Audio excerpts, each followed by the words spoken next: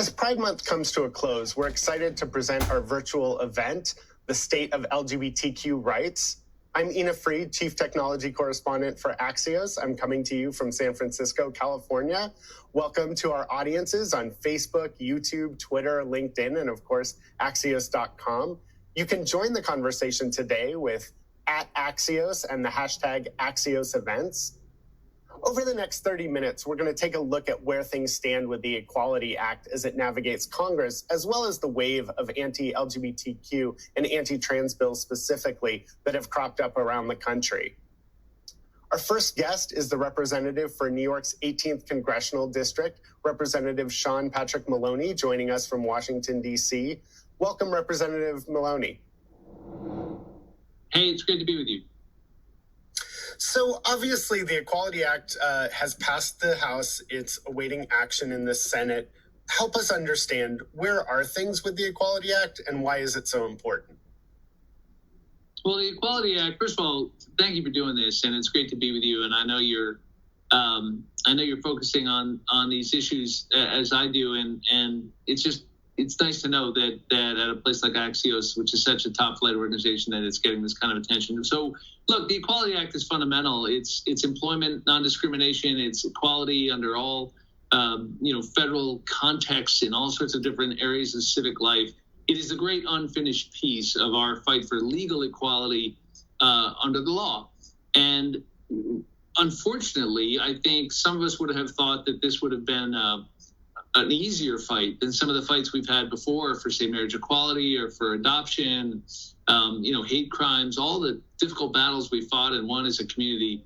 But this is kind of their last stand, and it has so much to do with their fear-mongering and an unwillingness to accept the transgender community in particular that is hanging it up. So we've actually had fewer Republican votes in this session than when we passed it last session. I'm proud of the Democratic Party for being 100% behind the Equality Act, but they're going the wrong way in the Republican caucus, and that's a problem. And it's going to be a fight to get it done, but we're not going to stop. And when you say they, you're talking about Republicans broadly. And as you mentioned, that's interesting because in the past, bills similar to this have gotten significant amount of bipartisan support, obviously not anywhere near unanimous, but there was a time where you had significant Republican support. Do you think that the erosion of support is a change in opinions, or is it a symptom of the just general calcification of partisanship in DC? Oh, no, it has nothing to do with partisanship. It has everything to do with hate, and it has everything to do with building a political business model around racism and discrimination against people, around saying incendiary things, about dividing people for political gain, trying to benefit from division and fear. We've seen enough of this in the Trump era to know what this business model is, and it's captured the Republican Party. Not every member, obviously, and not at every level of government, but here in Washington, in the Republican caucus, the fact is that Marjorie Taylor Greene is raising more money than pretty much anybody in that caucus.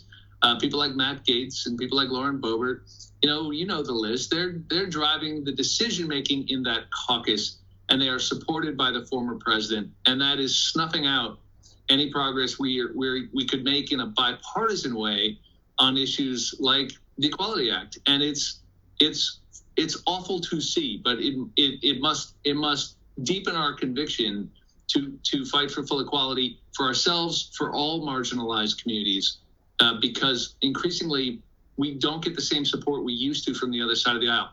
Look at the Voting Rights Act, which was reauthorized with huge bipartisan support under the George W. Bush administration.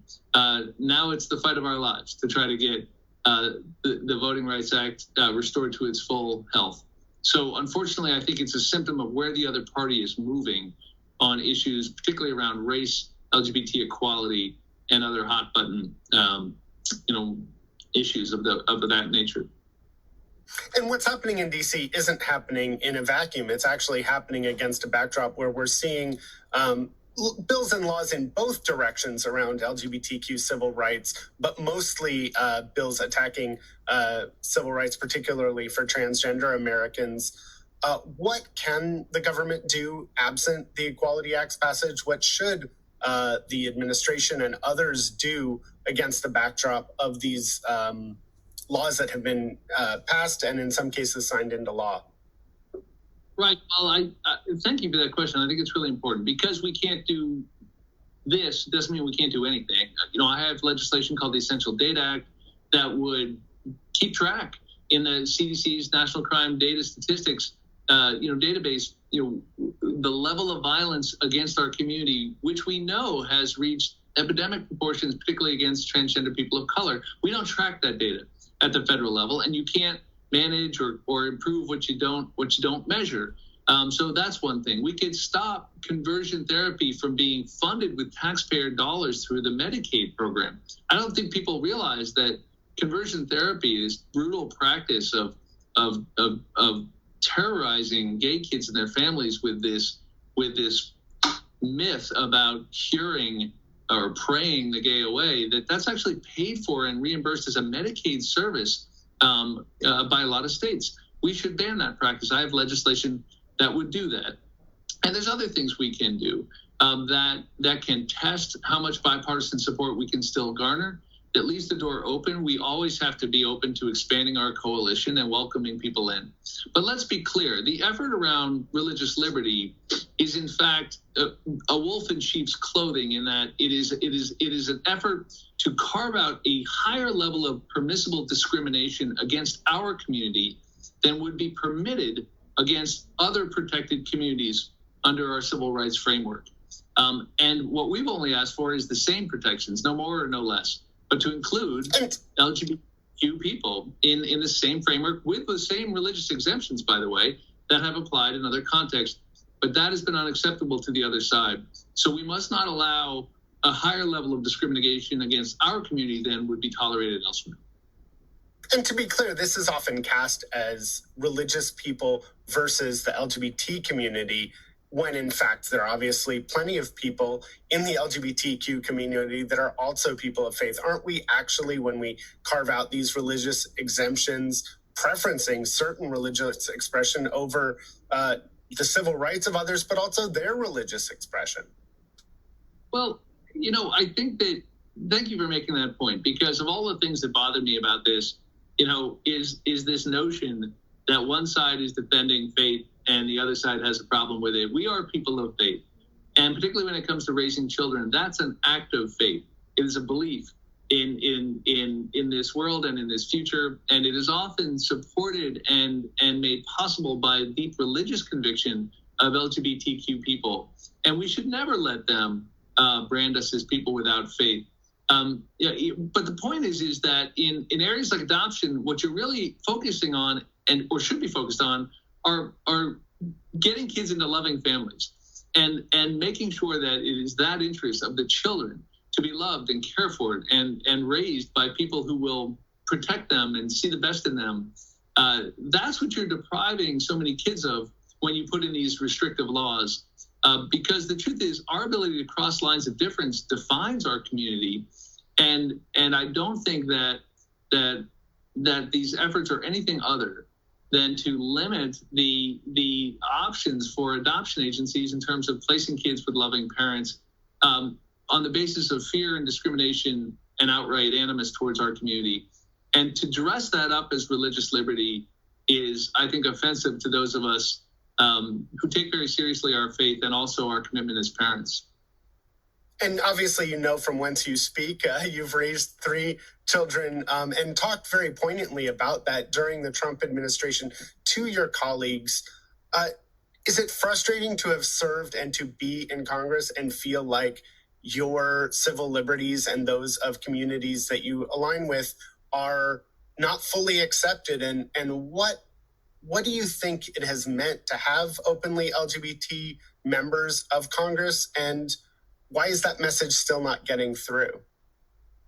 Well, look, let's not lose sight of how much progress we've made, right? We have traveled a great distance in a short period of time, and the system is working for us because we have worked, because we've raised money and sat at the card tables and raised candidates, and yes, we're in the room, and we've built straight allies, and it came at tremendous cost in the AIDS epidemic and in other periods.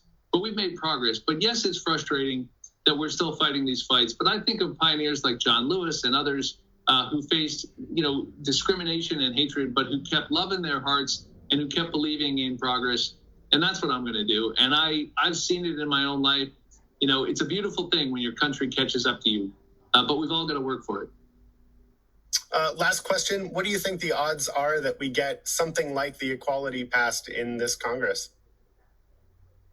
Well, it's 100%, but I can't tell you when. In this Congress, the Senate is a problem, but everyone should make their voices heard. They should hear us. And if they don't support it, then we need to elect some people who will. Thank you, Representative Maloney. Thank you so much.